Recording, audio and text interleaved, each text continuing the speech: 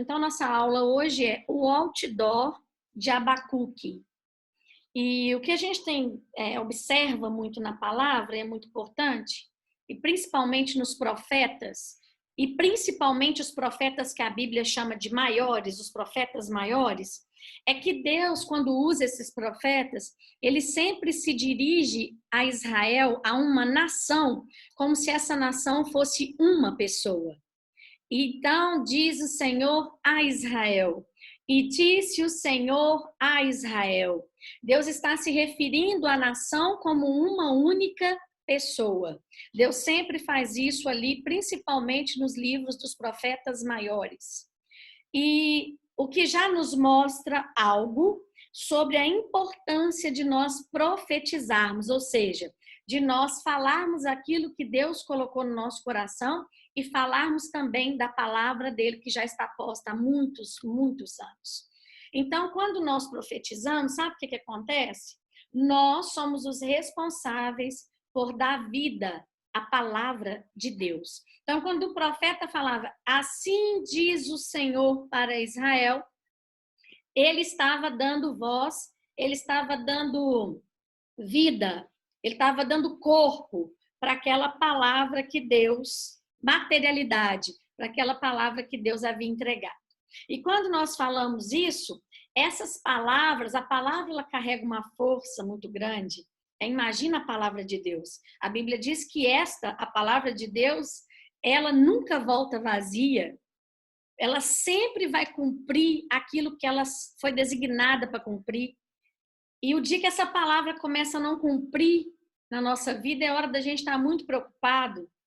Então, está acontecendo algo, está sendo falado, está sendo profetizado, mas não está acontecendo comigo. Será que eu estou não ouvindo o que está sendo profetizado? Então, quando o profeta profetiza, ele traz vida, ele chama à existência as coisas que ainda não existem, sendo elas boas ou ruins. Boas ou ruins?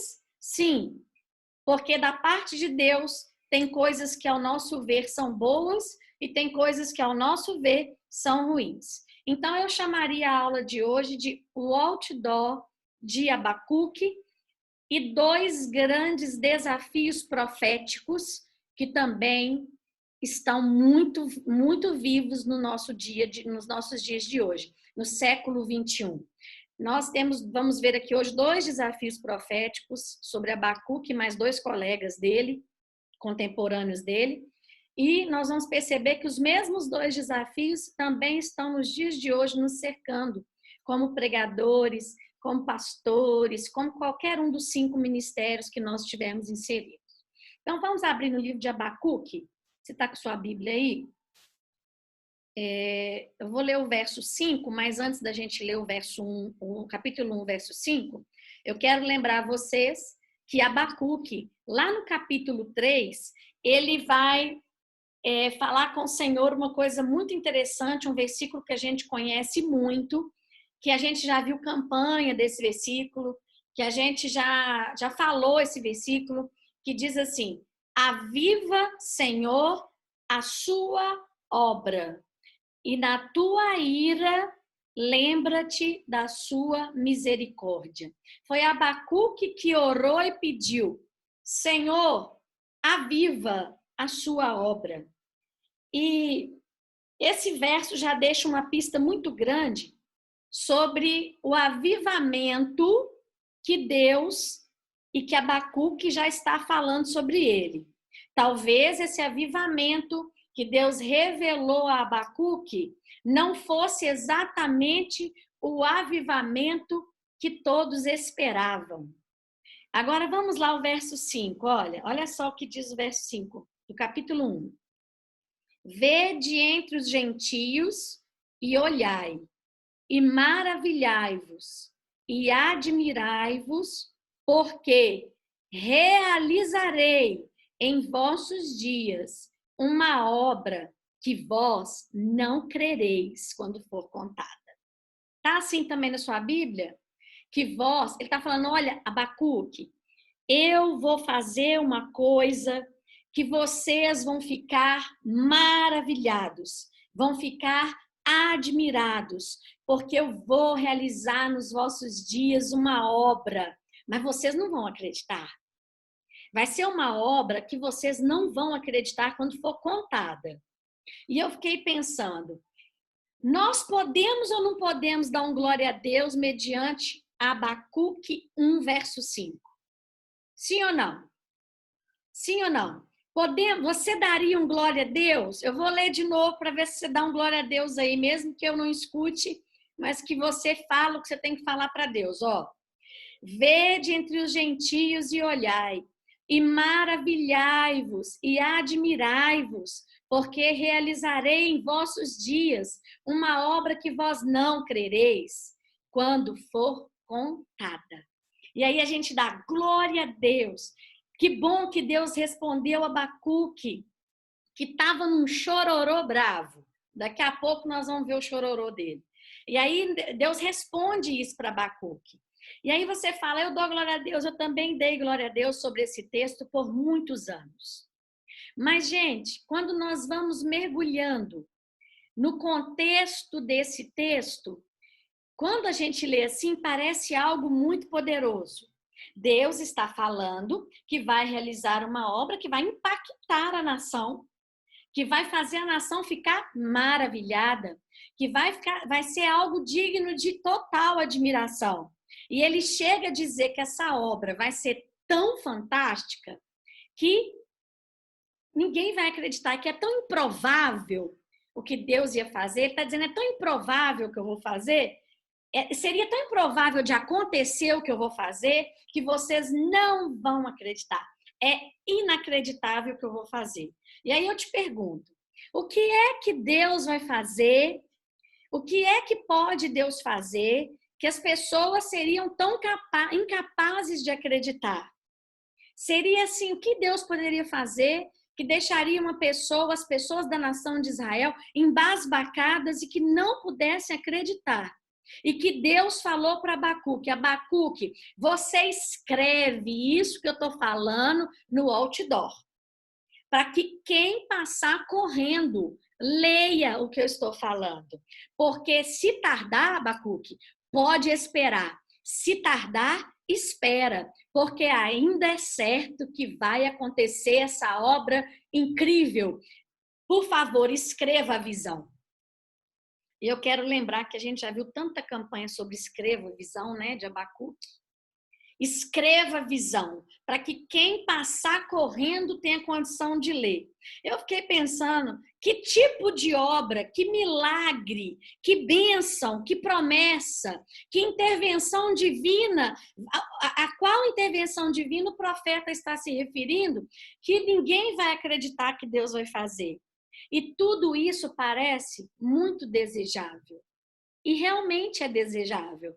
Mas quando nós começamos a mergulhar no contexto dessa palavra, do que Deus realmente está falando, é algo estarrecedor. É algo assustador. Quando a gente começa a estudar um pouquinho da história de Israel, e eu gosto muito de Mateus, que é um livro que eu estou repetindo leitura esses dias, até coloco lá no status, sempre uma porção para vocês. Mateus é o que melhor conseguiu explicar ou sintetizar a história de Israel. Não tem outro. Dos 4 evangelhos, só Mateus conseguiu. E Mateus escreveu assim em Mateus 1,17. De sorte que todas as gerações, desde Abraão até Davi, uma geração. São 14 gerações, um tempo. E desde Davi até a deportação da Babilônia, mais 14 gerações, segundo tempo. E da deportação da Babilônia, do fim do cativeiro para Cristo, mais 14 gerações, terceiro tempo. Então, primeiro tempo, de Abraão a Davi. Que tempo foi esse? O tempo que Deus levou para construir uma nação. Essa que ele faz os profetas falar com ela, como se fosse uma única pessoa. Foi o tempo que Deus gastou para construir essa nação. E Davi, gente, foi o apogeu da glória de Israel. Até Davi.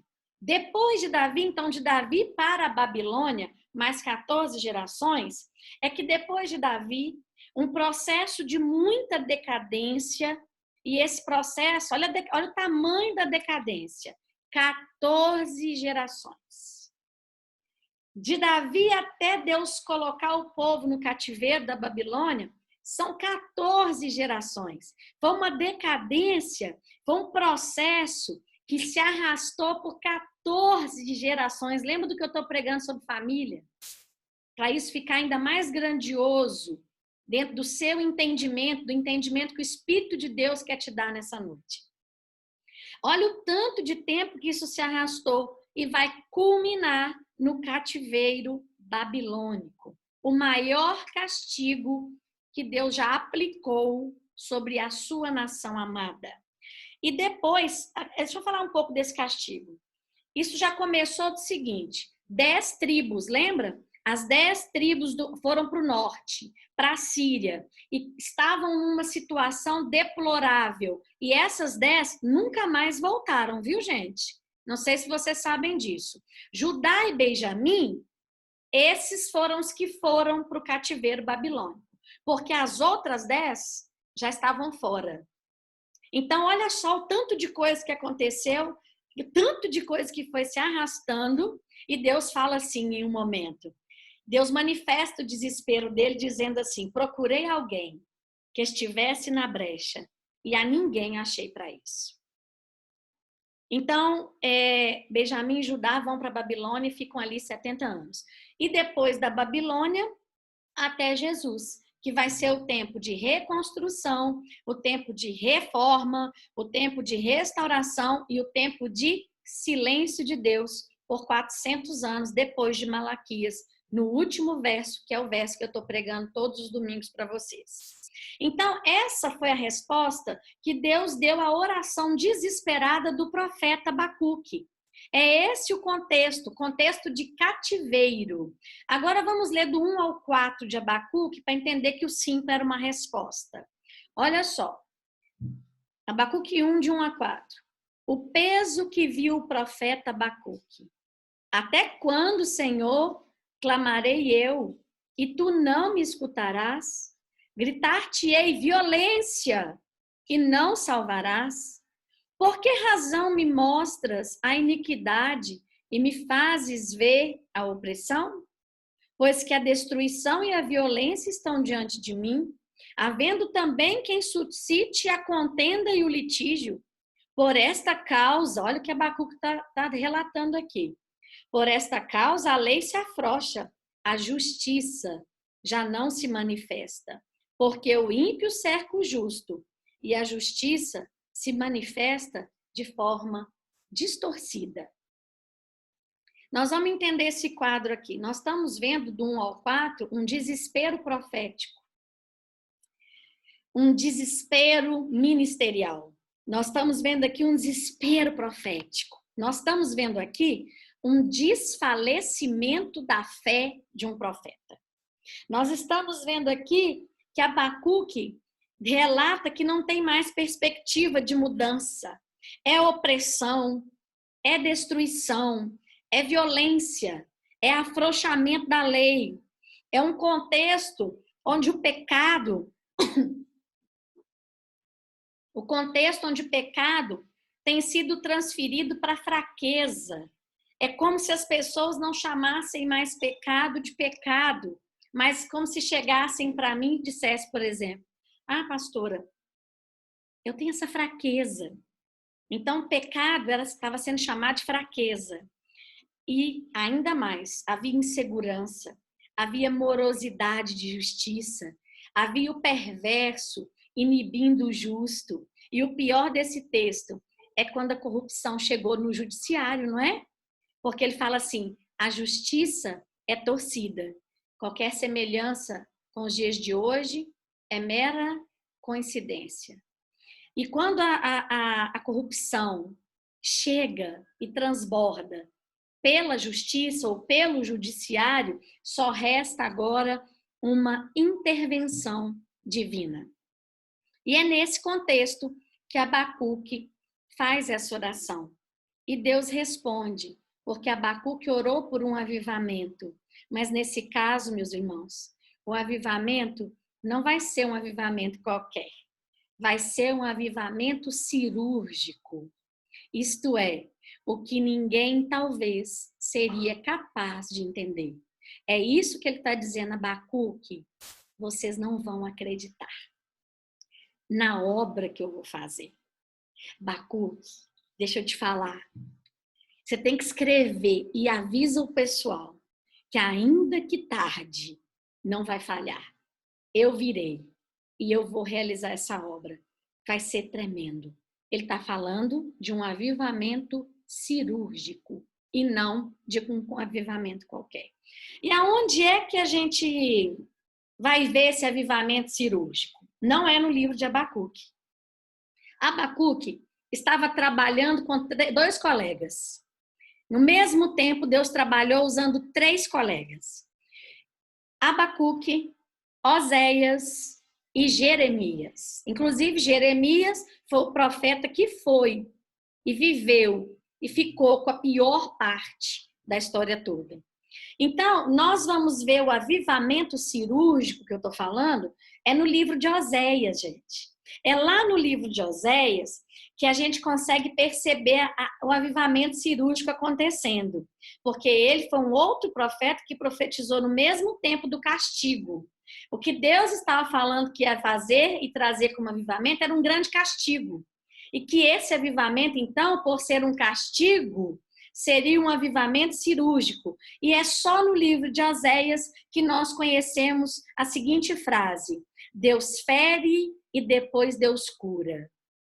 É de lá que nasceu aquela canção. Fez a ferida e a ligará, nos revigorará e viveremos então diante dele. Então Deus disse a Abacuque, sabe o que você tem que escrever? Escreve o que eu vou fazer. E aí eu te pergunto, gente, se esse escreve a visão tem a ver com o que a gente já ouviu até hoje. Escreve a visão. Como, por exemplo, chegar no final do ano a gente fazer os nossos propósitos e escrever os nossos propósitos. Nós temos que escrever os nossos propósitos, sim, todos os dias, inclusive, mas não usando esse verso, porque o que está escrito no outdoor de Abacuque é: Israel, espera, porque pode tardar, mas o juízo, ele vai chegar. É por isso que Deus falou que ninguém ia acreditar, porque ninguém acredita que Deus faria um avivamento dessa maneira, através do seu juízo exercido na vida das pessoas.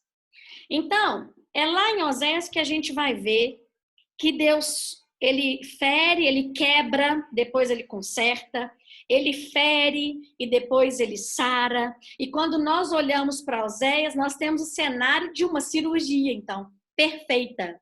Porque existem feridas, meus irmãos, que são superficiais, mas existem feridas que são internalizadas. Quando você pensa, por exemplo, em uma pessoa, você conhece uma pessoa, ela está aí pertinho de você, de carne e osso, e você sabe que ela tem 3 válvulas no coração. O único jeito de você ver isso acontecendo é através de uma cirurgia. Então, é por isso que Deus está dizendo que esse avivamento, ele vai ser visto como uma cirurgia. Eu vou abrir, eu vou ferir e eu mesmo vou sarar, porque eu tenho que curar feridas internas, feridas grandes. É assim que eu vou fazer. E cirurgia, gente, é trauma. Toda cirurgia é um trauma. Cirurgia envolve uma ferida traumática, até uma cesariana. Uma cesariana é uma cirurgia e é uma cirurgia traumática, até para o bebê. É uma cirurgia que é traumática, mas ela vai ser uma cirurgia inteligente. É isso que Deus está querendo dizer. Toda cirurgia que ele faz para sarar é uma cirurgia inteligente, ainda que ela seja traumática. Então, é uma ferida que trata da ferida. É isso que Deus está dizendo para Abacuque.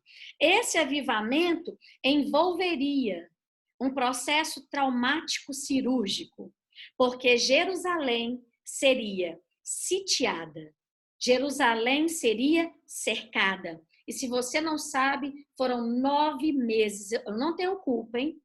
9 meses de cerco. O tempo de uma gestação. E eu fiquei pensando sobre isso, mas eu pensei muito sobre isso, com essa palavra, sobre o tempo desse cerco antes do cativeiro, né?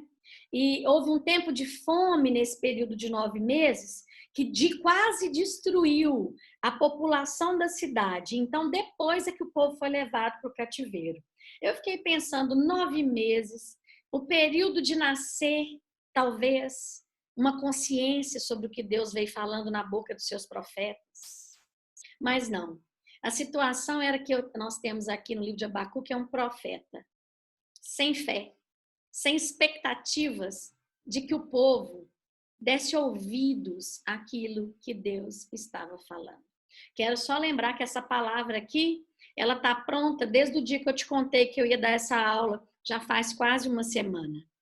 Mas o profeta aqui estava desanimado, desfalecido, com tanta surdez. E aí Deus está falando, eu vou fazer esse avivamento 9 meses, mas 9 meses não foi suficiente.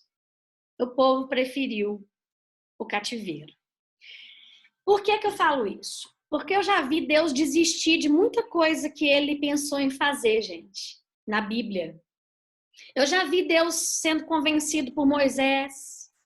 Eu já vi Deus sendo convencido pelo rei de Nínive e toda a cidade que entrou em jejum e que então mudou de postura, que mudou de posicionamento, e Deus não destruiu Nínive para a ira do profeta Jonas, inclusive, que pensava que era exatamente isso que Nínive precisava e merecia, mas Deus não é como o homem.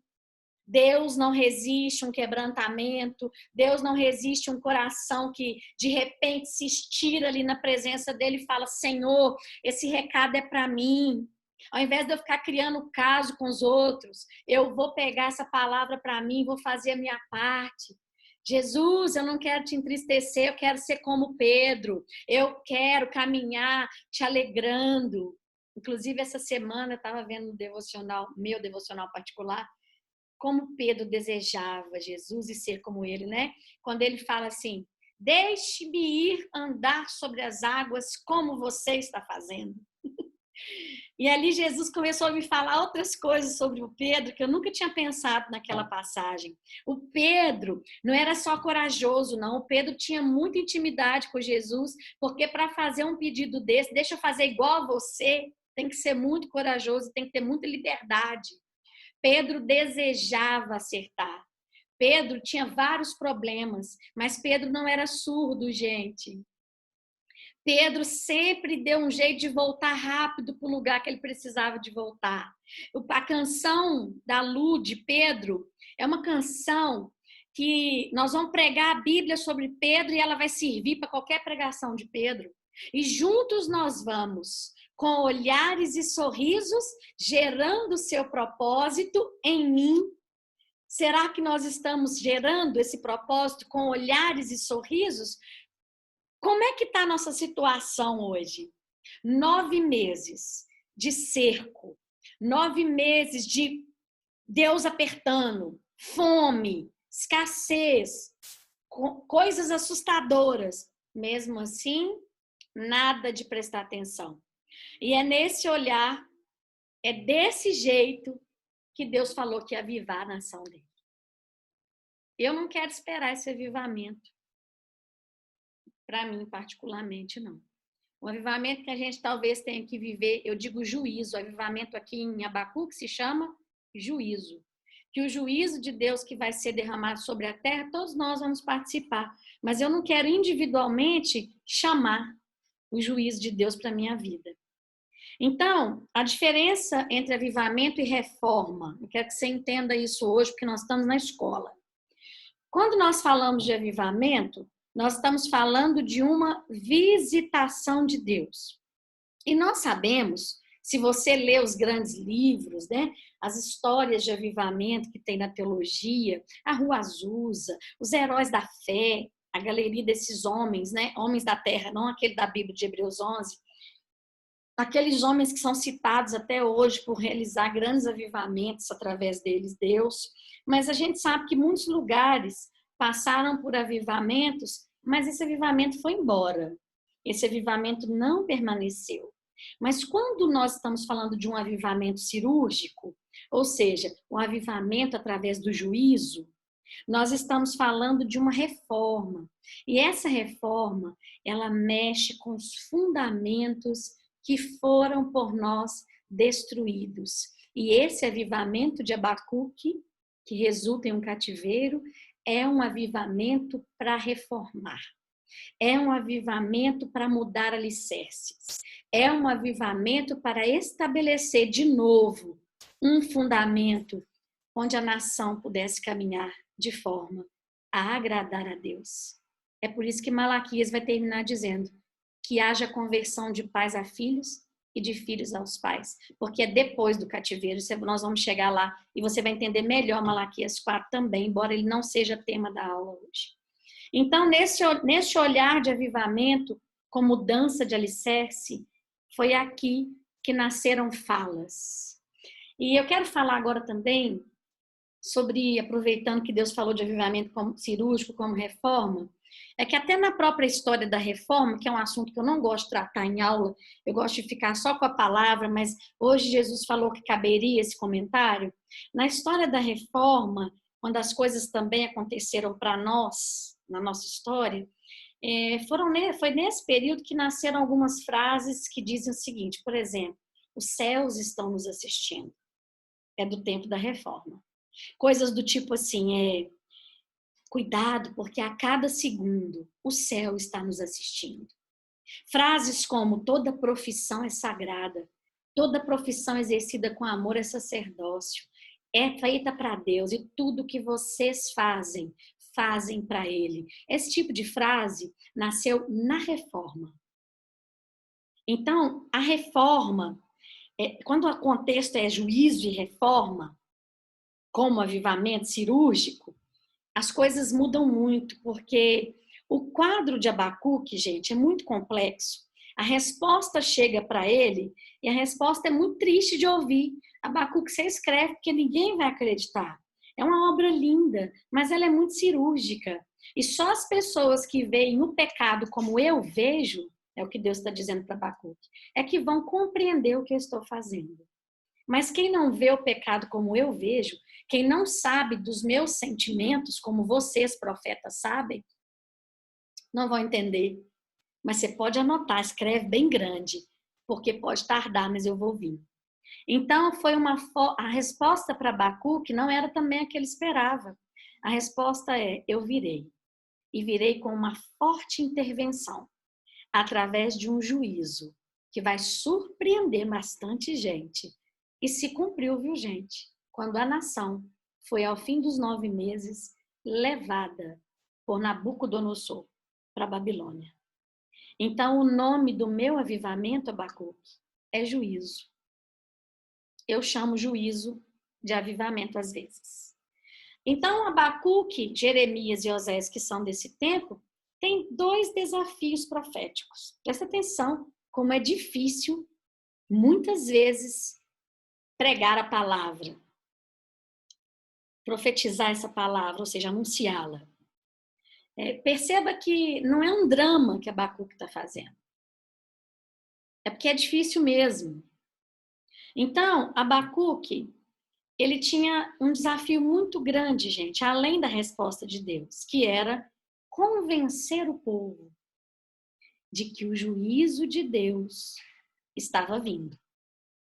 Tipo Noé, né? Que anunciou o juízo, ninguém acreditou. Os 3 profetas trabalham para explicar esse juízo, porém de formas diferentes. Abacuque anuncia, Oséias mostra que tipo de juízo será, que tipo de avivamento será, cirúrgico, e Jeremias vive na pele o que vai acontecer. Que trabalho lindo de 3.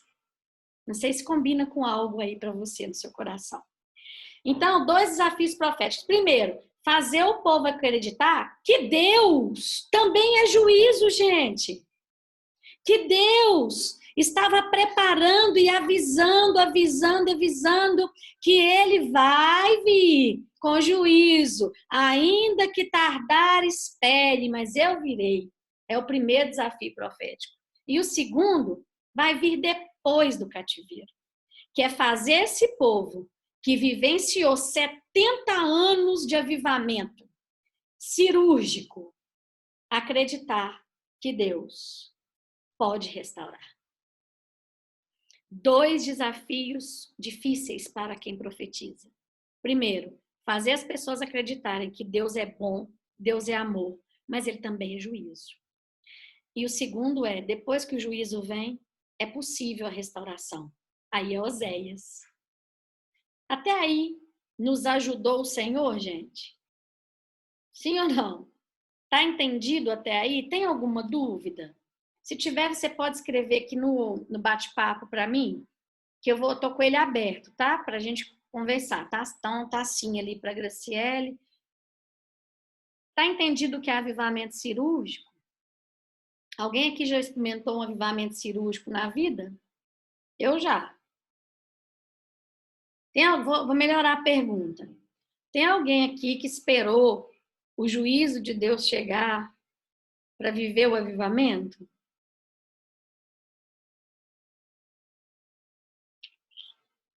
Ou só comigo que aconteceu? Então, a gente pode notar que é difícil pregar para alguém que o juízo vai vir, né, gente? A gente duvida. A gente pensa que não. Não, Deus não vai fazer isso, não. Mas ele vai, e ele fez. Então, Deus é um pai ao desafio. Deus é um pai que não vai abrir mão de te corrigir. Deus é um pai que te corrige, que te fere, com avivamento cirúrgico, e depois te restaura. E isso tudo é igual amor. Esse é o desafio profético. E nós precisamos acreditar no juízo. Nós hoje, eu e você que estamos aqui nesta sala, nós precisamos acreditar no juízo. A iniquidade se multiplicou, coração endurecido, amor esfriando, destruição de valores, inúmeros pecados sendo tratados como coisas comuns e normais. Pecado agora é uma fraqueza que traz para essa nação, para essa geração, uma escravidão imensa sobre o pecado, é uma dinâmica de escravidão muito sutil. Quando eu penso que pecado é fraqueza, que o chorar de Deus e que o entristecer do coração dele é só uma fraqueza que eu tenho, você vive debaixo de uma dinâmica de escravidão imensa. E começa a acontecer uma insensibilidade moral no nosso coração, começa a acontecer a cauterização da nossa consciência. É como o leproso que não sabe mais aonde dói. E isso torna ainda mais radical, ainda mais desafiante o ofício de ensinar a palavra, o ofício de profetizar, o ofício de entregar o recado de Deus. E eu vejo exatamente esse cenário hoje. Você concorda comigo? Que nós estamos vivendo esse cenário nos dias de hoje também. Parece que esse negócio que nós estamos lendo aqui do cativeiro babilônico, desse contexto todo, parece 2020. Ah, mas a senhora fala isso por quê? Eu te pergunto, você acha que sim? Você está colocando para mim, por que você acha que sim? Por causa da situação do país? Coloca aí no bate-papo. Por que você também vê como eu que nós estamos vivendo esses dias? Enquanto vocês escrevem, vou repetir. Iniquidade multiplicando, coração endurecido, amor esfriando, esse problema não é meu, destruição de valores morais, pecado como fraqueza, dinâmica de escravidão, achando que está bonito, insensibilidade moral, cauterização da consciência, por causa do que nós estamos vivendo há muito tempo, porque nós estamos vivendo como congregação, por causa da desobediência à Arlinda, um cenário, mesmo cenário de Abacuque, estamos vivendo no mesmo cenário, pela obstinação que cresceu. Deus está falando e nós estamos nem aí. Teimosia. Não, teimosia é uma coisa horrorosa. Sim, porque nós estamos relativizando muito, achando que não tem nada a ver e fazendo do jeito que queremos, porque as pessoas estão relativizando o evangelho, Julie. Isso não é para mim, Érica, Cíntia, por causa da cegueira espiritual, por causa da surdez ao que Deus tem falado, pecado como fraqueza, os valores estão invertidos, pouca credibilidade na Bíblia, cada um fazendo a sua vontade. A galera lá fora acha que não vai ter volta por ser teimoso, que nada vai acontecer, eu me coloco também. Que bom que você se colocou, porque senão você ia ficar muito chateado com o que eu vou falar daqui a pouco. Não acreditam no juízo, o cenário é parecido e Deus fala e vocês não ouvem. Porque o amor está se esfriando com o próximo. A situação do país, pois ninguém está aí para as coisas de Deus pela desobediência. Quando nós fazemos uma pergunta dessa, e evangelho vivido em Deus, em que Deus me ama e posso mais do que quero também. Você está fazendo até um link com o nosso culto, né, Nietzsche? Hoje a gente pode mais do que a gente até quer. Continuamos dando trabalho para Deus, né? Quando nós fazemos uma pergunta dessa, pessoal, sabe o que acontece? A gente, às vezes, dá respostas que são tão, assim, pertinentes, mas tão distante de nós, né? A situação do país, a nossa situação como congregação, a galera lá de fora, mas depois aí o Denner fez a colocação que ele também se inclui, né? Mas a galera, o pessoal, ou as pessoas. Mas eu queria que você pensasse em você, né? Você. E você, dentro dessa questão? O que Deus fala para você? Você está ouvindo? Lembra daquele culto da voz? Eu quero ser voz, mas eu não escuto voz nenhuma. Então, eu acredito que nós estamos vivendo, sim, como congregação, como país, pessoal lá fora, mas a Juliana também. Onde é que eu tenho a minha parcela de culpa na queixa que eu faço, né? E isso serve para tudo na sua vida, viu? Ai, eu vou queixar de fulano. Ai, mas é o pastor.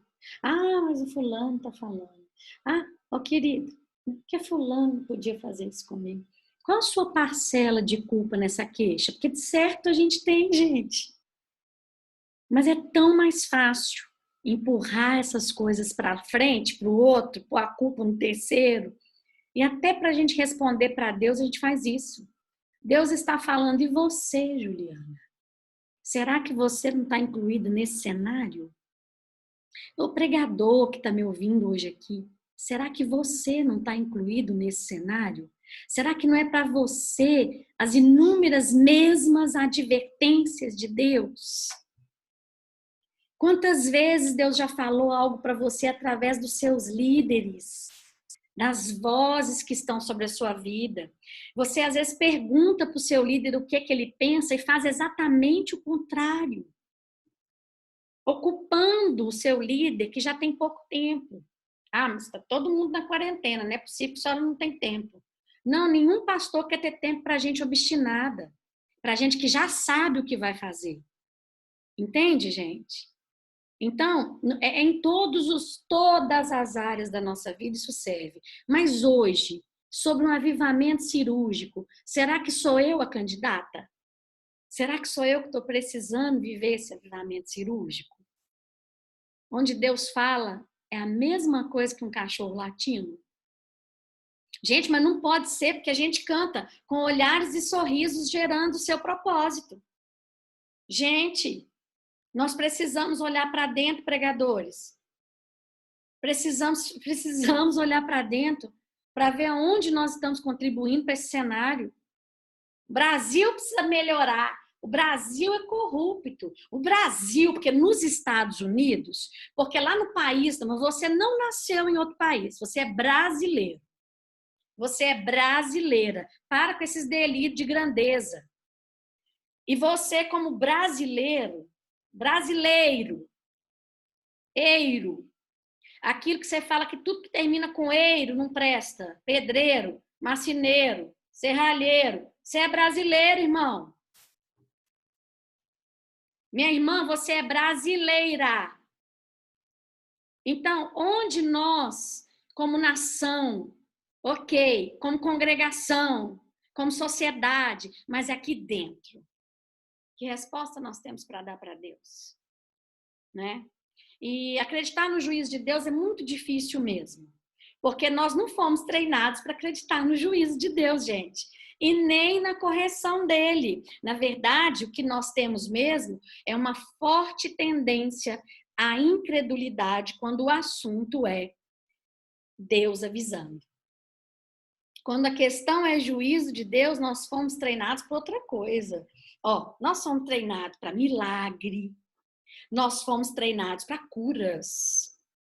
Imagina a nação de Israel, nós somos gentílicos. Imagina a nação de Israel nesse tempo pensando assim: o que Deus vai fazer que vai nos maravilhar? Simples. O Deus que constituiu vocês como nação vai permitir que vocês sejam levados. Ninguém acreditava nisso.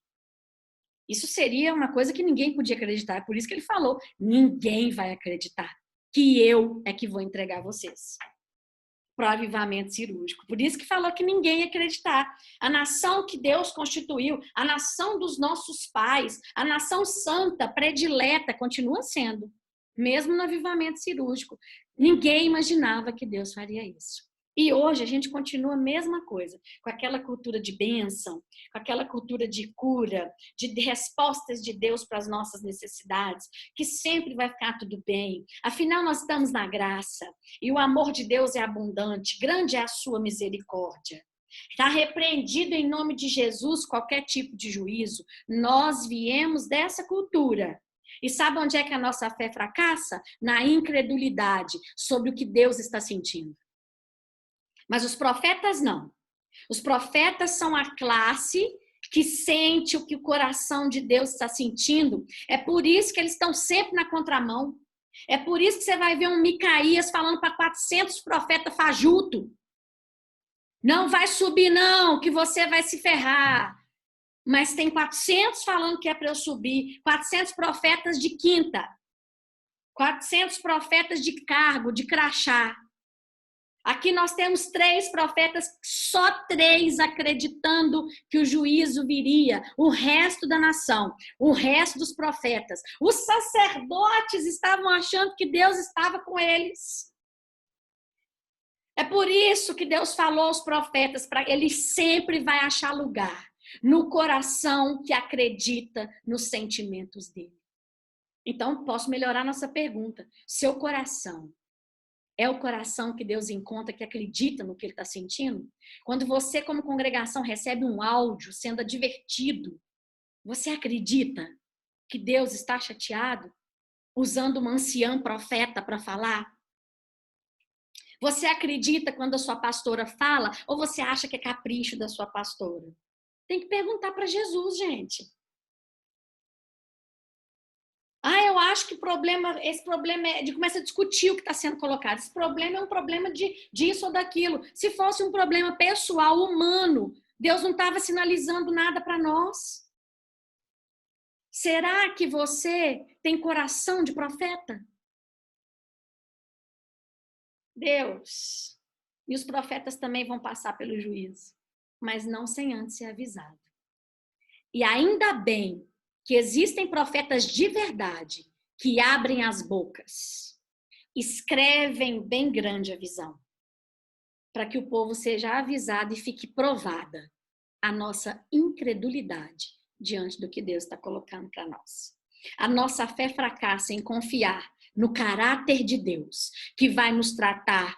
Nossa fé fracassa no acreditar no que Deus está sentindo, naquilo que está doendo no coração dele. Quando Deus começa a corrigir os absurdos na nossa vida, os absurdos na nossa sociedade, tem pessoas que dizem: olha, eu nunca imaginei que isso pudesse acontecer comigo.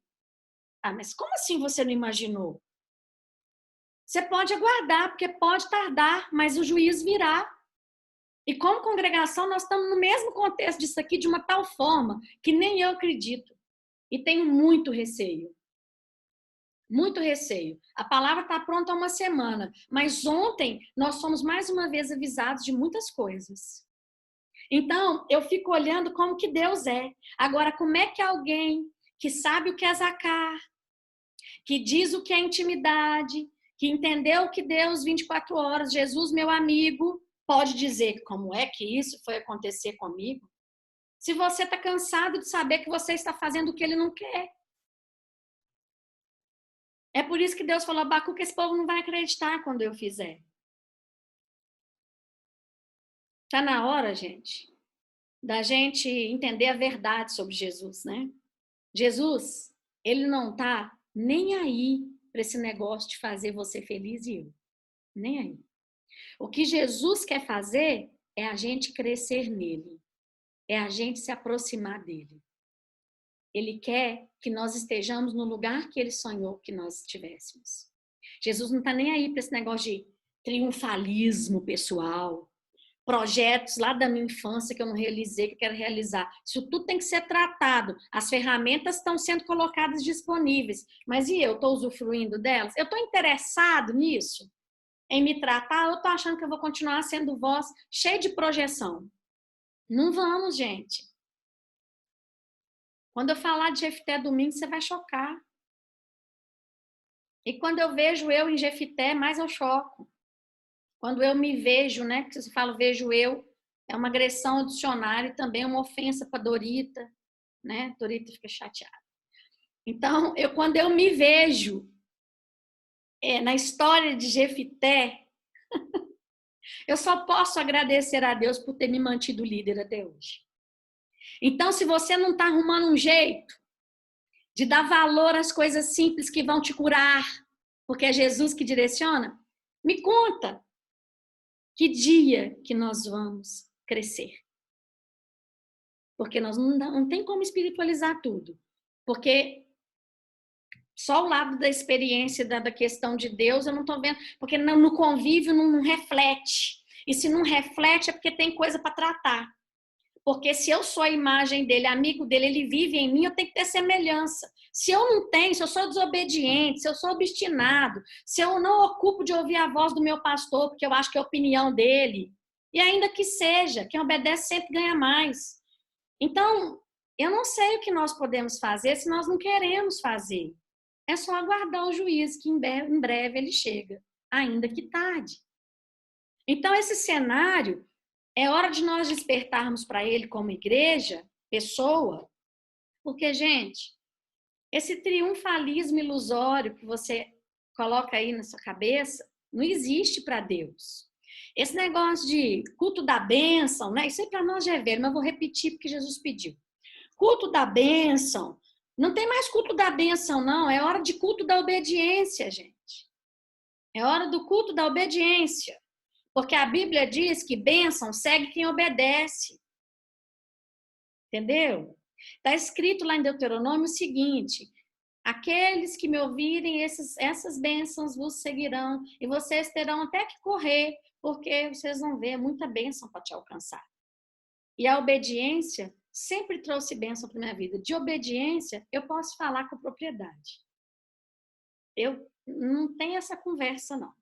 E eu posso dizer para você, eu experimento coisas extraordinárias em momentos calamitosos por causa da minha obediência. Às vezes eu recebo uma orientação da pastora Laci, pensa numa coisa que eu, Juliana, não faria nunca. Mas se ela é minha mentora e eu pedir conselho para ela, eu tenho que fazer. E aí eu faço.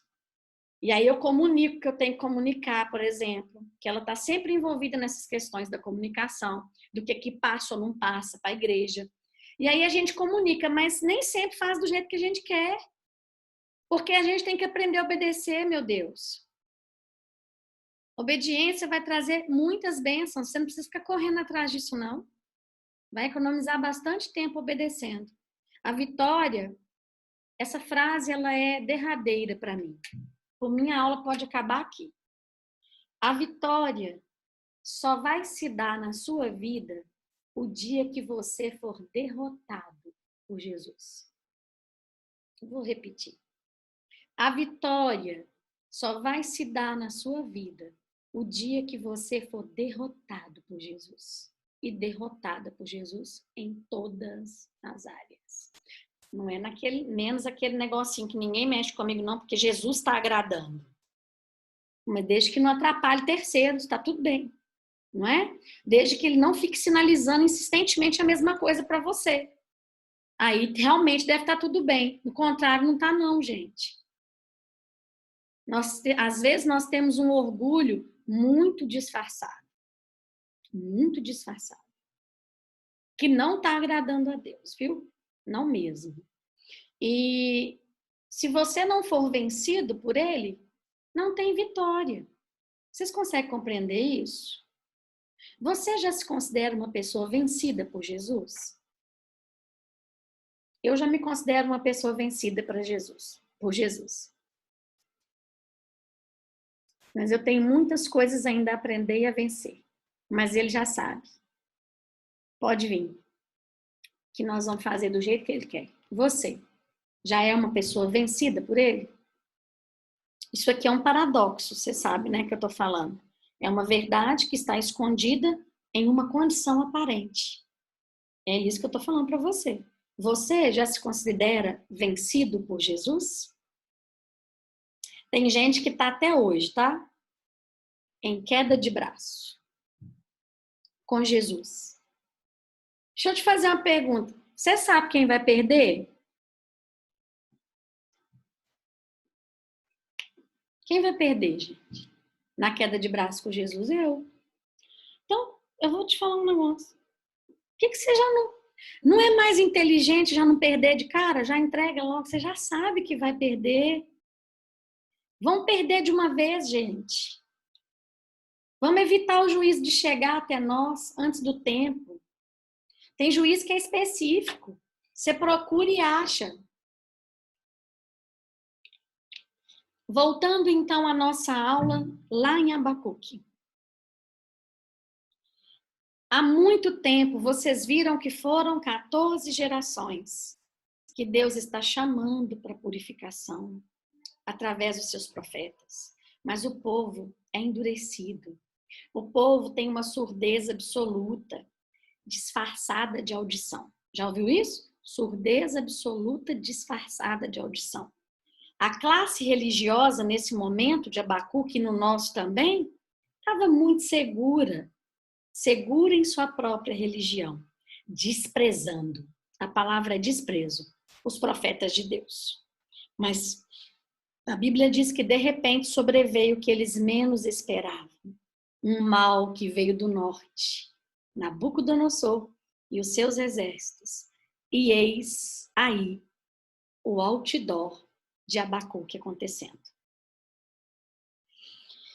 Avivamento é um processo genuíno de restauração. Avivamento cirúrgico, de restauração e de reforma. E eu fiquei pensando, falei, Jesus amado, não é verdade que não existe restauração sem correção? Os milagres, gente, as bênçãos, são uma bênção, como a própria palavra diz. Mas elas não mudam o nosso caráter não, sabia? Não mudam. As bênçãos, os milagres não transformam o nosso caráter. Mas o confronto e o juízo de Deus, esse transforma. Juízo é correção. Correção de caminhos e de motivações. E eu notei uma coisa interessante aqui para os nossos pregadores estudiosos, é que esse juízo, né, que está totalmente desenhado em Abacuque, junto com Mateus 1, 17, que no capítulo 1, eu noto que Deus sempre começa a corrigir dentro da sua nação, dentro da sua própria casa. Porque no capítulo 1, quem é julgado é Israel. Quem julga Israel? Nabucodonosor, ou seja, a Babilônia. Mas no capítulo 2, a Babilônia também é julgada. E no capítulo 3, todas as nações são julgadas. Então Deus julga todos. Só que ele começa da igreja. Ele começa da casa dele. Até quem ele usar para julgar a igreja, ele também vai julgar depois. Mas eu fiquei pensando agora no contexto do juízo ou do avivamento cirúrgico que se chama cativeiro babilônico. E Deus me lembrou de testemunhos, como o de Mesaque, Sadraque e Abednego. Me lembrou de testemunhos, como o de Daniel, na cova dos leões. De Daniel, decifrando a mensagem. Tudo isso aconteceu durante o avivamento cirúrgico. Em meio a esses avivamentos, onde o povo experimentava uma dura correção de Deus. Nesse momento, Deus foi muito glorificado. Só que o contexto do juízo não era o que Deus queria. Mas Deus foi obrigado, por amor a nós, ou por amor àquele povo, corrigi-los. Juízo tarda, mas não falha. E ele disse, Abacuque, se tardar, espera, porque virá. Deus não brinca com pecado, pregadores. Deus não brinca com pecado. Eu até estava comentando hoje com alguém que se você tivesse que abrir mão de alguma coisa na sua vida, depois de estar com Jesus como você está hoje, se na sua mente, se a sua mente cogita a possibilidade de deixar Jesus, pastora, mas deixar a congregação é deixar Jesus? Gente, há um tempo atrás não era não, mas hoje eu acho que é sim, viu? Muitas vezes, porque na congregação onde a verdade tem sido pregada, Isacar é prioridade, fica sem graça, fica muito difícil fazer o que a gente quer. Se for da liderança, então, tem que ouvir cada áudio. Então, eu acredito que é sim. Se cogita a sua mente abandonar Jesus ou viver Jesus do jeito que você quer viver e não do jeito que Ele quer que você viva, você tem que abrir seus olhos. Eu não sei o que você pensa, mas Jesus sabe o que você pensa. Se cogita aqui esta possibilidade de estar num lugar onde ninguém vai te confrontar, onde você não vai precisar ouvir certas coisas de correção.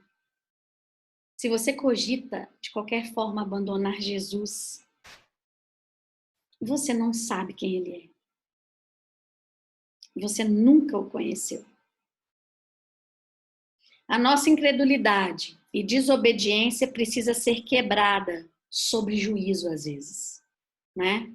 E na hora do juízo, ninguém acreditava que Jerusalém seria entregue ao inimigo, quando os profetas disseram. Mas, para a surpresa de todos, aconteceu. Os únicos que não ficaram surpresos foram 3 pessoas: Abacuque, Oséias e Jeremias. Quanta gente enganada para pouca gente com a verdade. Quanta gente equivocada. E os sacerdotes, gente? E os pastores nesse tempo? Errados e achando que Deus estava com eles. De uma forma, tipo joia, mas só que não. Deus estava de outra forma com eles. E aí eu fico pensando, Jesus não deixa a gente ser assim, não. O Senhor não deixa a gente enganado, não. Se nós estivermos com o Senhor, achando que estamos com o Senhor de um jeito e o Senhor está de outro, o Senhor manda recado mesmo. Que nós estamos aqui para te ouvir. Deus estava de outro. Mas o processo para Deus quebrar as nossas convicções erradas, nossos pensamentos inflexíveis, geralmente é muito doloroso, mas também é muito necessário. Envolve muitas desilusões, porque você vai ver que esse povo vai sair do cativeiro desiludido, gente. Envolve muitas desilusões. Quebra-se no cativeiro ou no juízo, no avivamento cirúrgico, quebra-se muitas convicções falsas e erradas, mas também algumas verdadeiras se quebram durante o processo desse juízo cirúrgico, desse avivamento cirúrgico. E os exilados, depois que Ciro chegou e deu a liberdade, esses exilados permaneceram, muitos deles, numa inércia muito grande, por causa da decepção. Só que para nós não existe decepção, porque não estamos sendo avisados, né?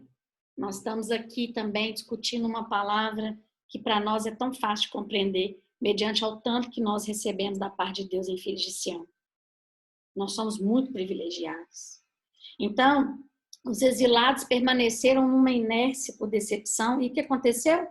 Eles, agora vocês vão lembrar de vários profetas, eles não acreditavam que poderia haver uma segunda glória que fosse maior do que a primeira. Mas eu te pergunto, teve uma segunda glória maior que a primeira? Teve. Porque esse avivamento foi cirúrgico. Ele fez a ferida e ele também sarou.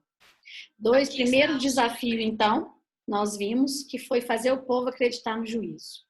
E algumas pontuações sobre o juízo, não é, gente? Eu quero fazer aqui para a gente já partir para o encerramento daqui a pouco. Algumas pontuações sobre o juízo de Deus aqui na nossa aula de hoje. O juízo de Deus sempre expressa alinhamento. O juízo de Deus surpreende quem menos acredita nele. Eu vou fazer uma pergunta bem brasileira aqui para você.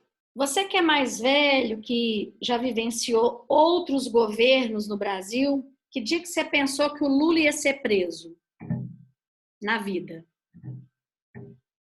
Mas o juízo de Deus, ele sempre vem quando a gente menos espera. Para nós. Então, nós temos que ficar muito atentos. Então, ele surpreende a todos, né? Aqueles que acreditavam que, nossa, nunca vai acontecer nada comigo, eu nunca vou ser punido por toda essa corrupção. E o juízo chegou. Muitas pessoas presas, né, no nosso país, naquela ocasião. Então, até o juízo de Deus, até o jeito de castigar, de purificar, às vezes precisa ser mesmo pelo sofrimento. Ninguém gosta de ser corrigido, né? Mas é necessário. Deus sempre tem um plano de resgate antes de sermos entregues no cativeiro. Eu vou repetir. Deus sempre tem na manga um plano de resgate antes de nós sermos entregues no cativeiro. Ezequiel 40 é um exemplo disso.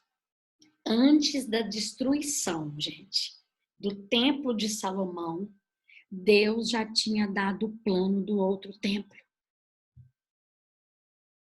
É chocante. Que viria após a restauração.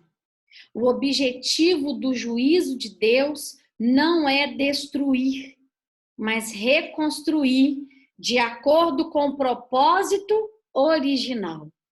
Pastora, sabe o que eu vou fazer depois dessa aula? Eu vou correr. Não, você corre. Corre para ele. Deixa ele pegar você. Abaixa o braço da queda e diz: Jesus, eu quero ser vencido. Eu quero ser vencida por ti. O juízo é para trazer restauração para o propósito original. Por isso que um juízo, na perspectiva de Deus, tem a perspectiva da eternidade. Que lindo, né? Depois que Deus julga alguém, se essa pessoa entender o que Deus fez, ela será muito mais útil para ele, vai entender sua própria identidade com mais clareza, com profundidade, e ser até melhor em Deus do que ela era. Agora, eu não vou esperar isso, né, gente? E que vocês também não esperem. Não vem esperar esse juízo acontecer. A Bíblia diz que o justo, é tão lindo esse verso, né? Viverá pela fé.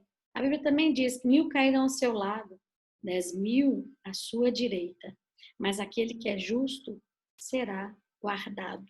E eu quero te lembrar que no cativeiro, aqueles que foram justos permaneceram guardados e foram estabelecidos com honra durante o cativeiro babilônico. Eu já falei deles. Daniel e seus amigos prevaleceram sobre todas as suas condições desfavoráveis, entenderam a justiça divina, pediram perdão pelos pecados dos pais, pela iniquidade da nação Israel, fizeram a diferença ali onde eles estavam.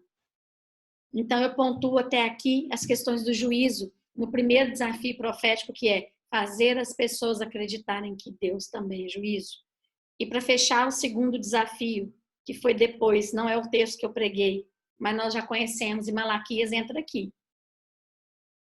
O povo estava numa inércia. Neemias vai falar muito disso também, Esdras, muitos profetas. É fazer o povo acreditar na restauração, porque quando Neemias recebeu notícia do estado que estava Jerusalém, Neemias ficou muito abatido. Mas Neemias acreditava no avivamento cirúrgico de Deus, que haveria ainda restauração para aquela nação. Aquilo que parecia impossível, agora os profetas têm esse desafio. Veja como é um profeta, né? Ele anda mesmo de acordo com o coração de Deus. Agora os profetas têm esse desafio. A quem são? Basta você ler. Neemias, Esdras, Ageu, Zacarias e um pouquinho de Malaquias.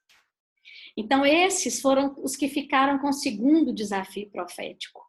Ainda bem que não foi Jeremias, Abacuque e Oséias, né, gente? Já basta, né, o primeiro desafio. Agora dividiu com outra turma. Agora a segunda turma é a turma do restaurar. É fazer as pessoas acreditarem que tem jeito ainda, não é? E foi muito difícil você ler esses profetas restaurar a fé daquele povo. Depois de uma correção tão severa de Deus. Reconstruir é sempre mais difícil que construir. Mas a reconstrução sempre traz o aperfeiçoamento para nós. Fica melhor, a glória da segunda casa se torna maior que a da primeira. Tudo que nós aprendemos com a destruição vai ser usado na reconstrução. E dessa reconstrução, alicerçada nesse juízo de Deus, nesse avivamento cirúrgico, é que brota a nossa melhor adoração. Uma perspectiva sólida da grandeza de Deus. Um cântico de Abacuque. Estou falando dessa adoração porque Abacuque fez um cântico para ele. E ele disse no cântico dele: ainda que a figueira não floresça, ainda que não haja fruto na vide, todavia eu me alegrarei no Senhor. Isso é adoração. Em meio àquela circunstância tão desfavorável, o profeta, que estava lamentando em Abacuque 1, cansado, né? Ele está cantando agora. Está tudo indo de mal a pior, aparentemente. Mas o profeta, pelo que eu vi, estava em lugares mais elevados. E que lado nós vamos querer estar? Os lados baixos ou os lados mais elevados? O livro de Abacuque, leia ele todo. Ele começa com uma interrogação do profeta e termina com uma exclamação. A história mudou. E a nossa história também tem que mudar. Em nome de Jesus. Então, pessoal, o Abacuque, ele ora por avivamento. Aí Deus responde com avivamento cirúrgico. Vou fazer algo que ninguém vai acreditar. Embora tenham pessoas que estavam decididas, 3, e aguardando. Deus avisa e ele vem. E nós devemos estar muito atentos para nós não enquadrarmos no juízo de Deus. Para não preenchermos, presta atenção, pregadores, cuidado, porque o nosso lugar é o lugar de Abacuque, Oséias e Jeremias. Quando eu olho para Jeremias, essa aula podia durar até amanhã. Quando eu olho para Jeremias, eu chorei, eu choro. Ele é o único profeta que escreveu suas lamentações. Aí, entendendo esse cenário, você consegue entender por que Jeremias escreveu Lamentações, gente? O profeta está preocupado com o que Deus está sentindo. Como é que Deus estava se sentindo no período do cativeiro? Como você acha? Não era isso que ele tinha planejado. É por isso que Jeremias escreve, ele fala de si, ele fala da sua alma. Jeremias se coloca em um lugar de vulnerabilidade. Eu quero falar muito de vulnerabilidade, porque tem 2 anos que eu tenho trabalhado essa palavra na minha vida. E hoje, até na hora da pregação, eu tenho incluído essa palavra. Ele se coloca no lugar vulnerável quando ele escreve Lamentações. Mas ele escreve no livro de Lamentações. Quero trazer à memória aquilo que me dá esperança. Isso é Jeremias vivendo o cativeiro. Os profetas. Nós, pregadores, nós, igreja que estamos nessa aula, precisamos estar do lado dos profetas e não do lado do juízo. E não do lado dos que estão esperando o juízo e preenchendo todo. Sabe um checklist de juízo? Isso, porque quem monta o checklist é Deus. E é disso que ele vem nos avisando. Checklist. Item 1. Aí tá lá você, Juliana, Vzinho, joia, apta para juízo. Segundo item, apta para juízo. Gente, nós não podemos preencher, gente, o checklist do juízo. E Deus tem nos avisado dos desejos dele. Ele tem nos falado de Zacar. Nós devemos estar muito atentos para nós não nos enquadrarmos nesse juízo e preencher todos os requisitos como um bom candidato para que o juízo chegue rápido. Nós queremos dar ouvidos à voz de Deus. Precisamos estar do lado dos profetas de Deus. Por isso que tudo que eu falei desde a hora que eu comecei contando da semana da escrita tem a ver com o que eu estou terminando e concluindo de falar para você. Eu queria que você pensasse na capacidade que um profeta tem que ter emocional. Na capacidade que um pregador tem que ter emocional para dar conta. Que um pastor tem que ter para dar conta de profetizar, de falar e de pregar exatamente o que Deus quer e não o que o povo quer ouvir. Compreende? E agora nós vamos fazer uma análise para nós. De que lado nós estamos? Deus tem escrito em tábuas bem grandes sobre o juízo dele para nós. Mas eu sei, agora eu falo para a congregação Filhos de Sião, eu sei que se todos nós, sem exceção, como Nínive, voltarmos para fazer a vontade de Deus em tudo, não haverá juízo para nós.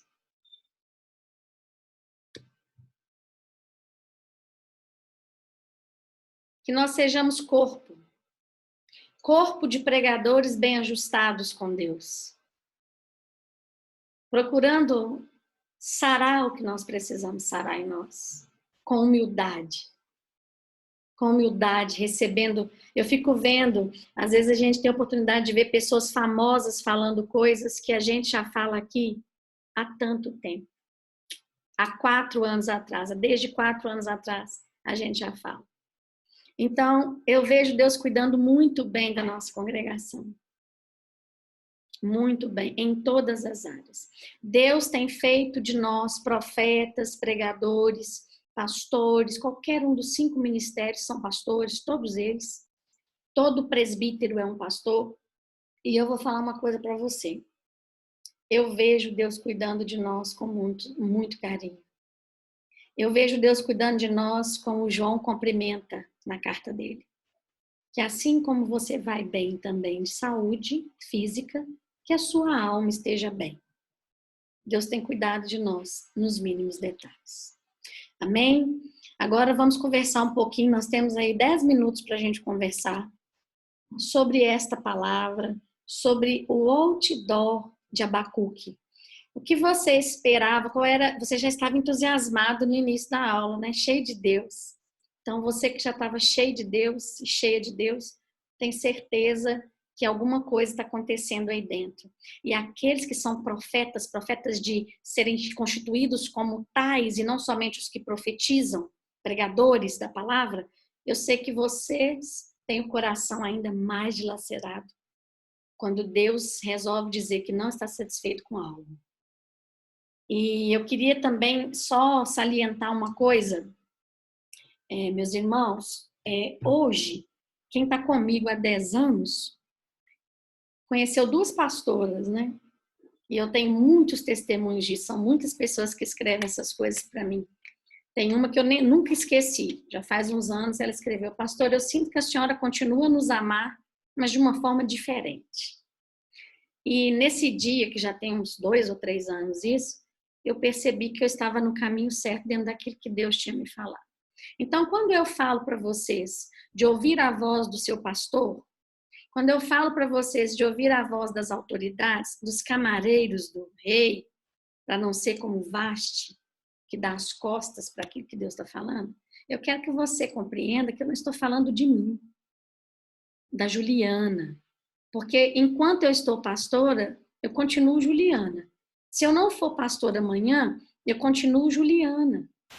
Eu vou continuar sabendo o que eu tenho que fazer da minha vida em Deus. Então, quando eu estou falando para vocês como pastora, não é que eu estou querendo que seja isso porque eu quero. É porque amanhã, e eu faço isso com todas as pessoas que estão sobre mim, sempre fiz, profissionalmente sempre foi um sucesso por causa disso, sempre. Eu não tive problema com nenhuma autoridade que passou na minha vida. Eu estou falando isso para você, não é por causa de mim, não. Do pastor Cláudio, não. Eu estou falando que você precisa entender isso, porque é princípio.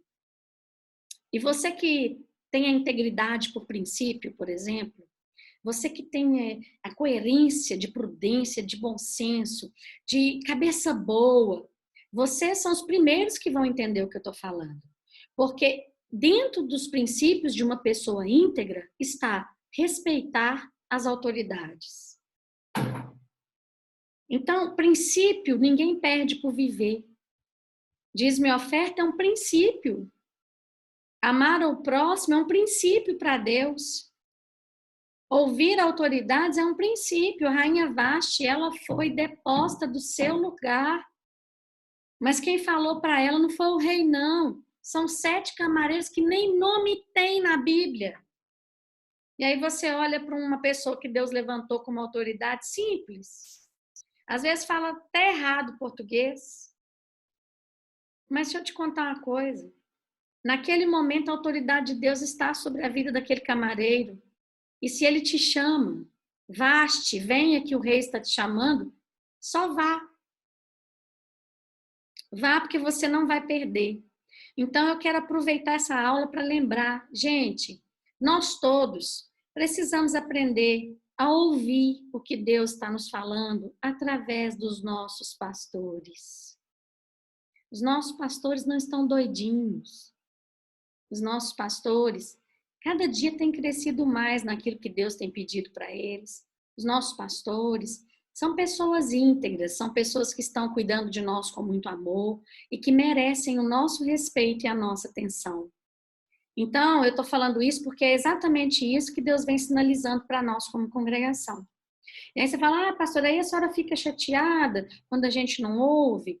Olha, se fosse há alguns anos atrás, eu diria para você que sim. Mas hoje, eu fico chateada por você. Porque eu sei que tem um monte de coisa travada na vida de vocês por conta dessas questões. Tem áreas que não andam de jeito nenhum, porque tem um pingo de resistência ainda que precisa ser tratada. Por isso eu comecei dizendo, cuide do seu propósito, se cure, procure os caminhos que Deus tem entregado para você se curar, para você ser ambiente de cura, porque eu sei que muitas coisas que, quando a congregação ela nasceu, eu vou deixar vocês falarem, viu, gente? Eu só estou completando o que Jesus me pediu para falar e essa é a última coisa que eu tenho a falar.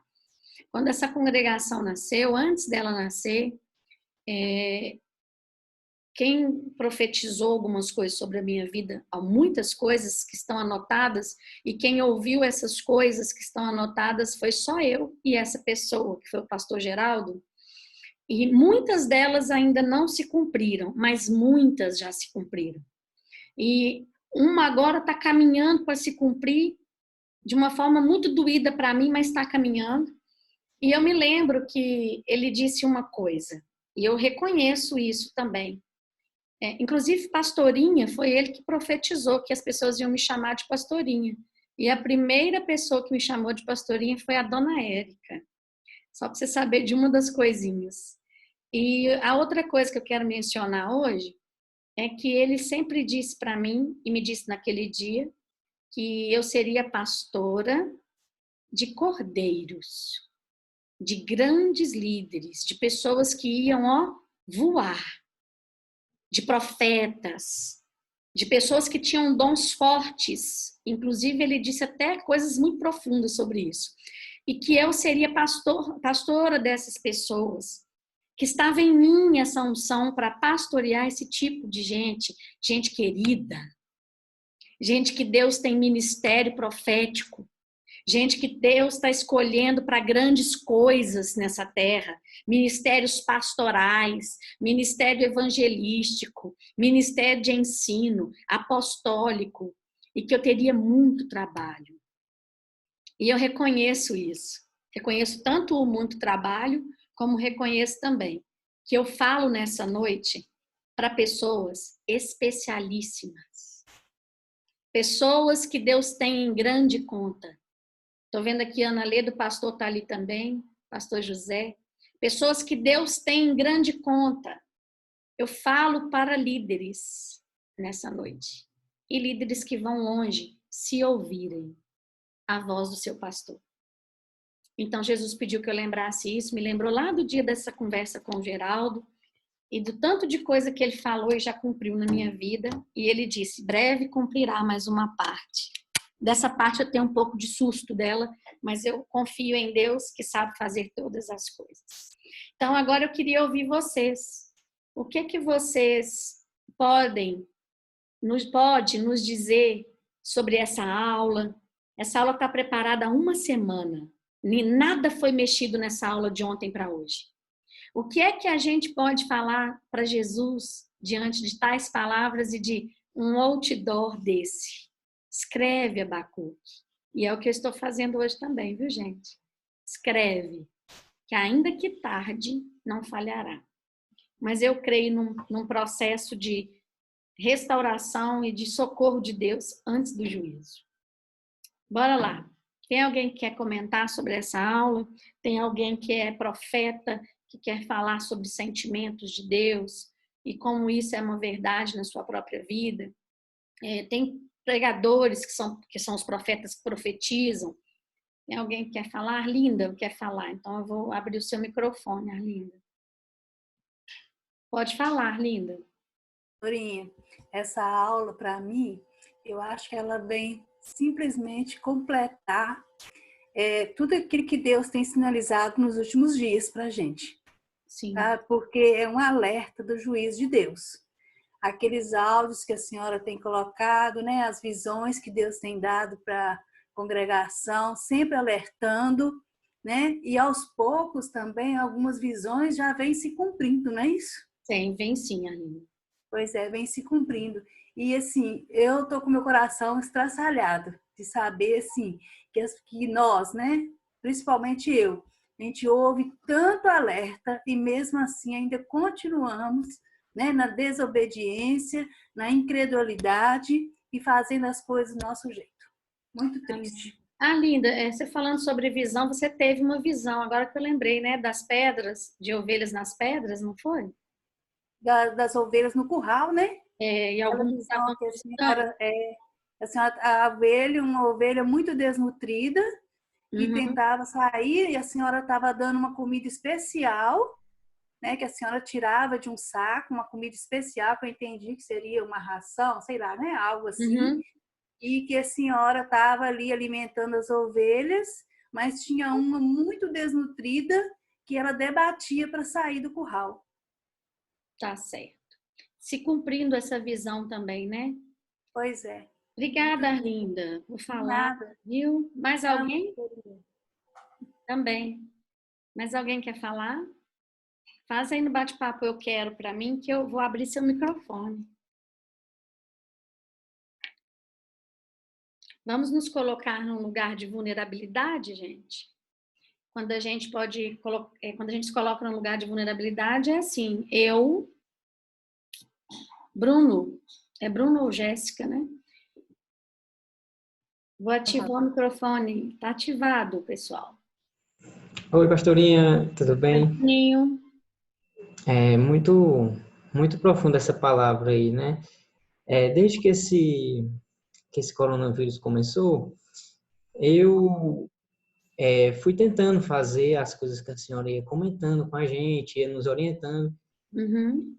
eu sempre olhei assim para Deus como eu fiquei olhando para essa doença até como um ato de misericórdia.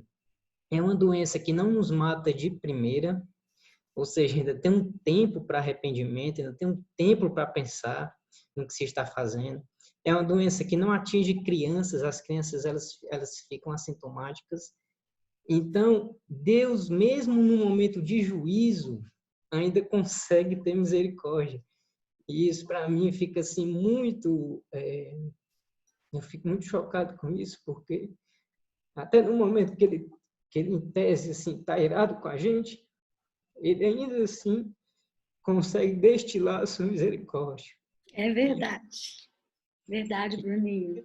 Nessas coisas, assim, e em momento algum, chateado com Deus, sabe? Ah, Deus, o que tiver que acontecer, que aconteça.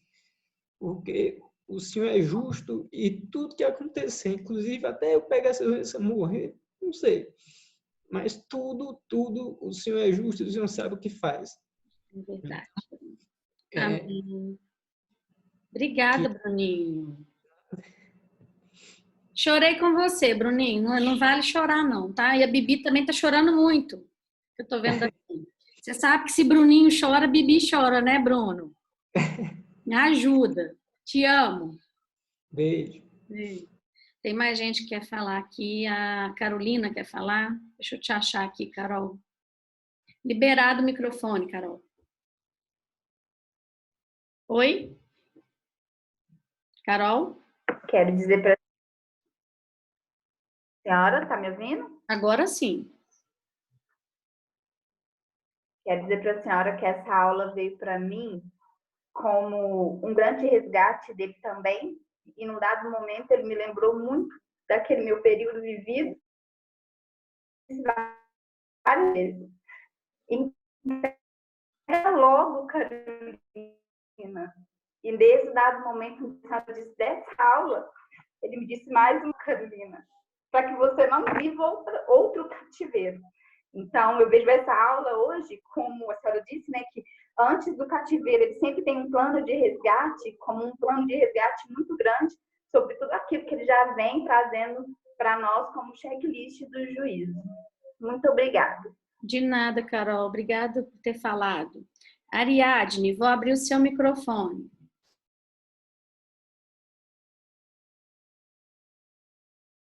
Pode falar, amada. Essa aula ela foi um tapa, combinando com tudo que a gente tem ouvido nos últimos dias, dos avisos também. E às vezes eu percebo como pregadora que a gente gosta muito de falar e pouco de ouvir. Falo por mim, às vezes. É muito mais gostoso falar do que ouvir.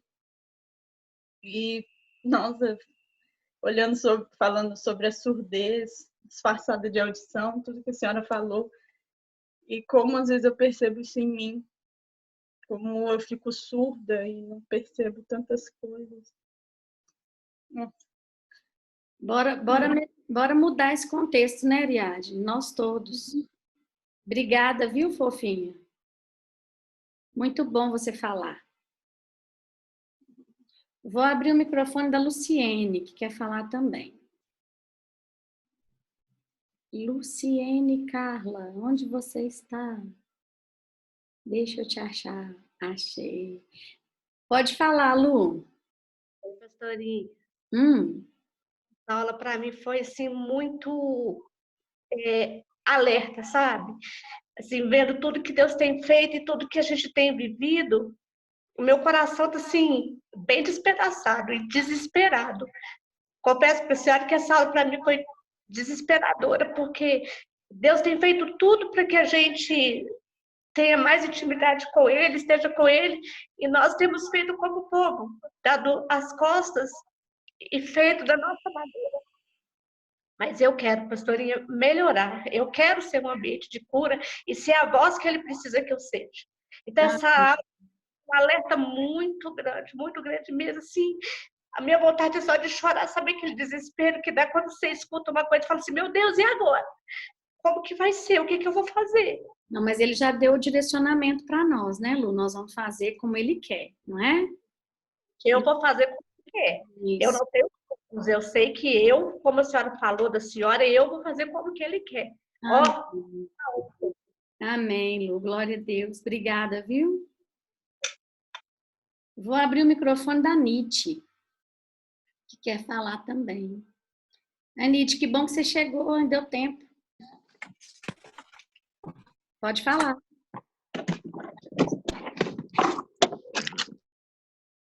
Nite? Alguém viu uma Nite por aí, gente? Então eu vou passar. Nite. Oi, Nite. Eu tô aqui fora, a internet às vezes não fica boa, não. Pode Tá me falar. ouvindo? Tô. Então, pastorinha, essa aula ela mexeu muito comigo. Acho que o que o Bruno falou definiu muito bem, sabe? A misericórdia de Deus. E o que me chocou muito foi essa questão de, às vezes, a gente só olhar para o cenário, né, do mundo, das pessoas e não olhar para a gente. Então, para mim, foi um choque de realmente de olhar para dentro, porque aquilo que a gente fala que o outro faz é aquilo que a gente também faz. E casou muito com aquela palavra também da surdez. É o que a Ariadne falou, muitas das vezes a gente não consegue ouvir, né? E disfarça de audição. Amém. Verdade, Nite. Obrigada, viu? Érica. Que bom, Érica, que você vai falar.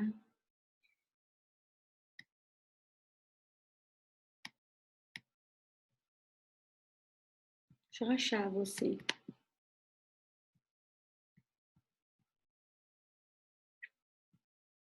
Pode falar, Érica. Oi? Érica. Tá dando agora? Sim. Amém. Eu tô até trêmula por dentro e falei, meu Deus, mais uma vez o Senhor vem com a sua misericórdia sobre nós, né? Mais uma vez, mediante tantos avisos que ele já tem dado, ele deu, como ele faz lá em Apocalipse mesmo, mais uma vez ele entregou a carta ao anjo da igreja para que fosse lido. E algo que o Senhor sempre tem nos falado, né? Aquele que tem ouvidos, ouça o que o Espírito tem dito à igreja. E hoje, nessa noite, foi o que a senhora fez. Deu toda a clareza. Tava todos aqueles áudios que a senhora tem compartilhado na liderança. E talvez alguns de nós poderíamos ter perguntado assim, Senhor, o que nós vamos fazer? O que nós vamos fazer? E a senhora hoje, como o pai, ele é muito misericordioso, e o amor dele é aquele amor de tal maneira que a senhora já pregou para a gente, né? E aí, mais uma vez, vem a senhora trazendo toda a clareza e dando todo o direcionamento, mais uma vez, de todos esses anos que nós temos de filhos de Sião. Tá entregando o direcionamento, tá aqui, ó. Façam dessa forma para que o juízo não venha sobre nós. Então, é aquilo, poxa, que se quem tem ouvidos, ouça. Nós que temos ouvidos, que nós venhamos ouvir mais uma vez o que o Senhor está dando ao anjo da igreja para falar, para que nós não venhamos perecer. Amém. O segredo é só dar ouvido. As igrejas de Apocalipse deram ouvido. E por que nós não daríamos? Então, não é o que o Senhor queria, não era, mas a igreja não dá ouvido, então não tem como, mas está toda e tem toda a clareza. E para quem perguntou, Senhor, o que nós vamos fazer? Senhor, e agora? Como a senhora falou aí, Nínive, né? Não teve o direcionamento para Nínive, não teve. Hoje tem o direcionamento para nós. Hoje nós já temos direcionamento. Acabando essa conversa aqui do Zoom, aí cabe a cada um de nós tomar um posicionamento, mas o dia de hoje está muito registrado. Muito registrado. A presença de Deus é muito forte. Meu coração, eu estou falando com muita dificuldade, mas eu sei que eu não poderia deixar de falar. Eu estou trêmula e eu falei, Senhor, eu vou falar, mas o Senhor me ajuda, porque é como não está sendo registrado. E o que ele agrada mesmo de nós é o posicionamento, porque para quem perguntou, mas Deus, os áudios estão aí, e agora? Ele está dizendo, agora está aí, tudo entregue para nós. Então, quem tem ouvidos, ouça o que o Espírito, que o anjo está dizendo à igreja no dia de hoje. Amém, Érica, é isso. Obrigada, viu, filha? Amém. Julie, vou abrir o seu, Julie.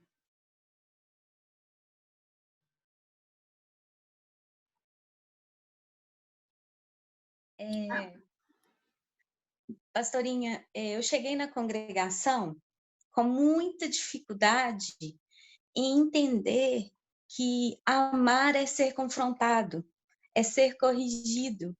Então, tudo que foi falado hoje, Deus me voltou lá atrás, quando eu cheguei, e da forma que eu cheguei.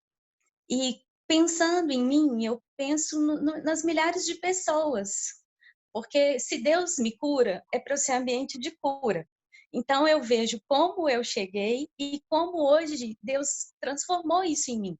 Hoje eu consigo compreender esse amor de quem corrige e de que o Senhor ele não deseja o juízo, mas dependendo de como eu me comportar, dependendo de como o meu mundo lá dentro estiver, ele vai fazer de tudo, porque tudo que ele quer é me atrair para ele. Então ele vai me corrigir, sim, e isso é bom, ele vai me confrontar, sim. E se o juízo chegar, é porque eu não dei ouvido, porque tudo que ele faz é tentando evitar isso. Então, hoje, eu consigo entender também o que ele me falou e que eu falei com a senhora, que a palavra minha em relação à senhora e à liderança, mas em especial a senhora, porque foi assim que ele me falou, que a minha palavra com relação à senhora seria consideração, seria considerar. E cada dia que está passando, eu estou compreendendo mais isso. E eu considero que a senhora fala. Espero ser muito, muito corrigida e confrontada, porque eu quero cada dia mais ser atraída ao amor dele. Muito obrigada, viu? Amém, Julie. Obrigado, eu. Mais uma pessoa. Tem alguém que eu esqueci aqui, gente? Sodrélia. Denner. Nós só temos mais 2 minutinhos, gente. Pode falar. Boa noite, pastora. Bom, sobre a palavra, né, que a senhora estava falando aí, que a senhora ministrou na aula hoje, para mim me marcou e veio muito forte também a voz que o pastor Cláudio sempre fala nos cultos de homem, no culto dos homens falando. E se hoje fosse o seu último dia que você tivesse? A senhora também fala muito isso. E é o que a Érica falou, sobre a voz, né? Escute a voz que Deus diz às igrejas. A senhora foi falando essa semana nos áudios sobre surdez espiritual. A senhora vem dando alimento, eu estou falando por mim, no caso, vem dando alimento, vem ouvindo, 4 anos de congregação. Mas e se hoje for meu último dia, eu deitar e não acordar da manhã? O dia do O que vai juízo. ser de você, Denner, se hoje fosse seu último dia? Exatamente. Para onde que eu iria? Porque falta de alimento não é. Falta de voz, de direção também não é. Verdade, filho. Amém. Obrigada, viu? Obrigado. Tem mais uma pessoa aqui, gente. Deixa eu ver quem que é. É a Sol. Porque Jesus disse que era para deixar vocês falarem. Ele está realmente, como a Érica disse, essa aula de hoje está sendo registrada no livro dele para nós, sobre nós, no nosso livro das crônicas. Só eu tenho que te achar. É iPhone que tá, né? É no i. Tia Dorita, essa hora, pensa assim, meu Deus, essa é minha sobrinha. Aleluia. Tá aberto, Sodrélix? Me ouvindo? Sim. Tá dando.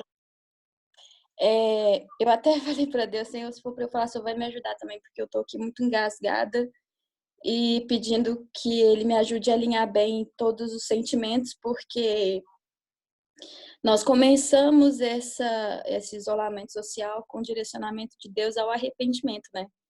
Foi a palavra que Deus deu quando nós fomos nos resguardar, nós todos. Uhum. E todo o direcionamento que Deus vem dando ao longo desse período é exatamente disso, né? De que nós usássemos esse tempo para nos voltar para Ele, né? Para as coisas certas.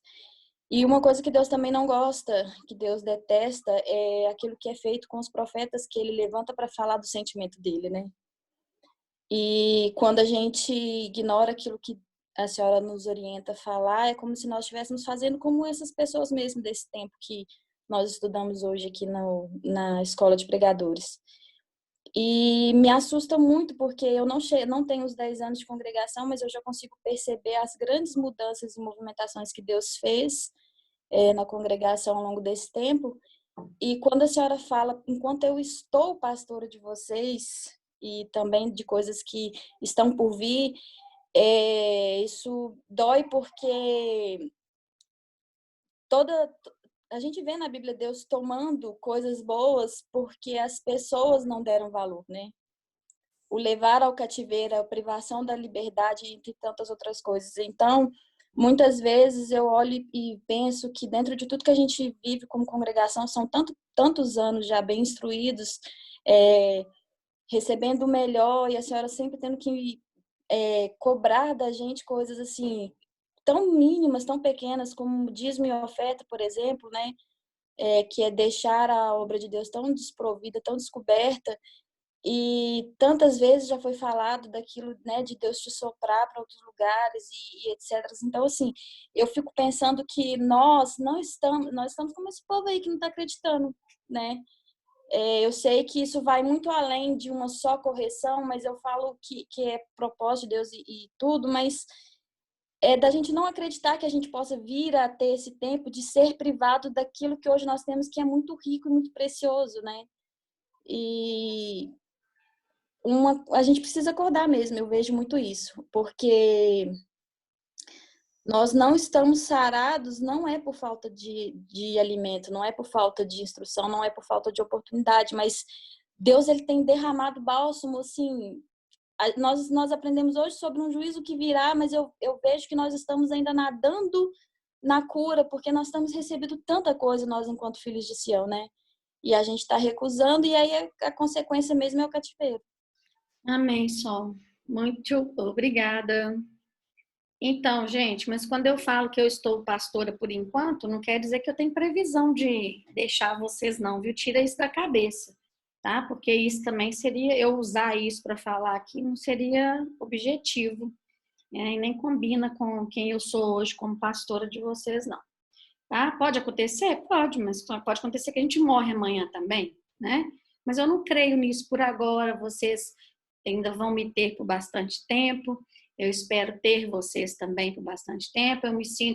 Eu pessoalmente, eu não posso dizer assim que eu não me sinto feliz sendo pastora de vocês de forma alguma, porque a gente tem uma gama de pessoas que estão enquadradas no que foi falado agora pela Sol, mas nós temos também um grande número de pessoas que nos respeitam, nos consideram e que eu sei que serão nossas ovelhas, mesmo se um dia nós deixarmos de pastorear neste local. E isso para nós, se fosse olhar pessoalmente, já bastaria. Quem não está muito satisfeito mesmo é o próprio Deus. E é Ele que sabe exatamente o que se passa aí na sua mente a respeito do casal de pastores que está sobre a sua vida, te abençoando muitas vezes, deixando de muitas coisas até de si para abençoar vocês. Então, é Deus que não está feliz, viu? Eu quero deixar isso muito claro, que tudo que eu falei aqui, Ele me pediu que falasse a vocês e que esse dia estaria registrado. E eu não falei isso para a Érica. E Deus usou ela para falar. Está tudo registrado hoje. Amém, gente? Então, vamos finalizar agradecendo a Jesus. E ele me lembrou de uma canção hoje muito, muito especial, que eu gostei muito, sempre gostei muito, e que fez parte de um momento na minha vida em que eu precisei decidir algumas coisas e que hoje eu já experimento na minha própria casa reflexo disso. E a gente precisa, para entender e ser melhor para o outro, cuidar da gente, né? Em Deus e sobre as nossas questões. E quando a gente se dispõe a isso, Jesus vem. Ele vem e faz esse trajeto conosco com tanta alegria, porque é tudo que Ele quer. Então, vamos agradecer a Jesus com essa canção que Ele me lembrou também, que Ele escolheu para hoje. e vamos dizer: Jesus, pode vir porque eu já entendo o outro lado do amor.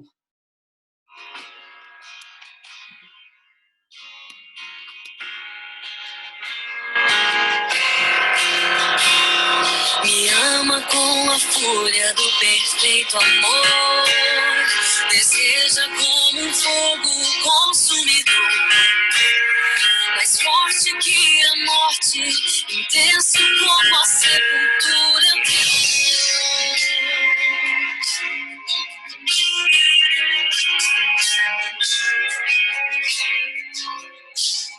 Tentei fugir e você me caçou. Pensei que já bastava e você me mostrou que era só o começo, e o que eu pensei ser o fim nem começou.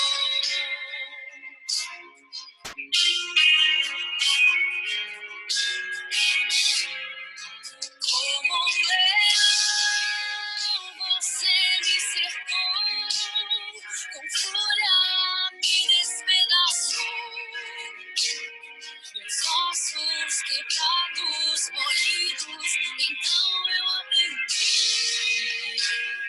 que isto também é amor.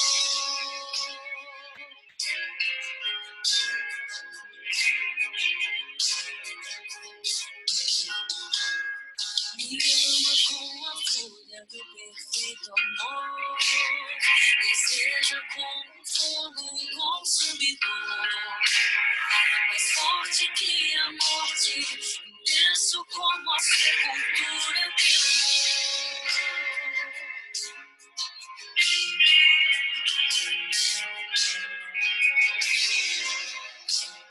Tentei fugir e você me caçou.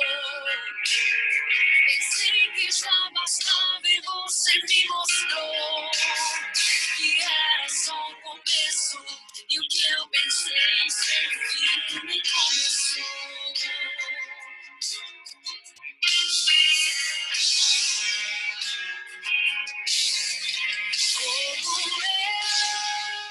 Como você me cercou, com fúria me despedaçou. Meus ossos quebrados, moídos, então eu aprendi que isso também é amor. Como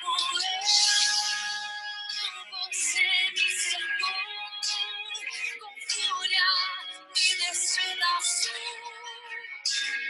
Meus ossos quebrados, moídos, então eu aprendi que isto também é amor. Aquele que ama faz a ferida e restaura. O amor que me fere pra depois me curar. O amor que me quebra e me carrega em seus braços. O amor que me quebra e me carrega em seus braços. Eu fiz muitas perguntas, tudo que eu tive foi silêncio. Até entender que Jesus não precisa me dar resposta. Quando eu me senti fraco, tudo que eu ouvi foi a minha graça te basta. E é dessa forma que o teu poder se aperfeiçoa em mim.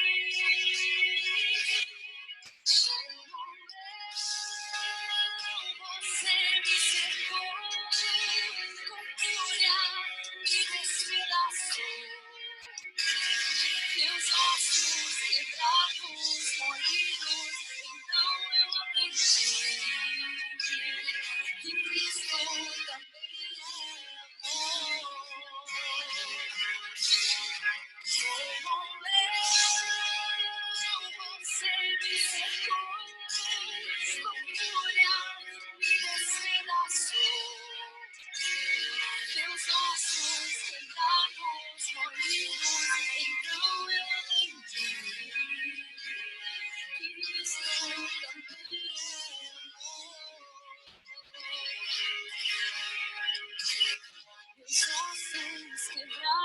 corações moídos. Então eu aprendi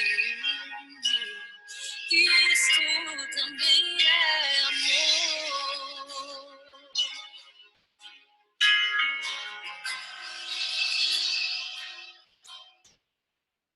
Jesus.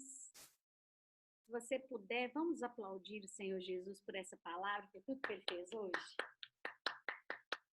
Obrigada, Jesus, porque o Senhor sempre sabe o que nós precisamos. Obrigada por essa palavra tão preciosa para os nossos corações. Muito obrigada. Obrigada, meu Deus. Lindão, Jesus lindão. Pessoal, vou abrir o microfone então para a gente dar tchau e eu vou abençoar vocês também, né, em nome de Jesus.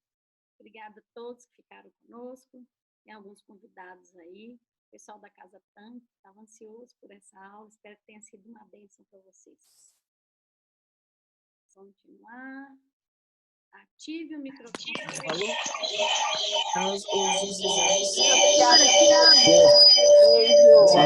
Tudo abençoado. Obrigado, pastorinha.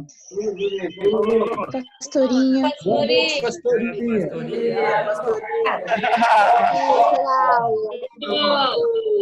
É, Dona Glória, você está aí na aula, hein, Dona Glória? Enio, onde você está aí, Enio? Muito obrigado. Obrigada. O Senhor te abençoe e te guarde. O Senhor levante o rosto sobre ti e tenha misericórdia dele. Sobre ti, levante o seu rosto e enche vocês de paz. Amém? Até domingo, então, toda a família, ó. Beijo.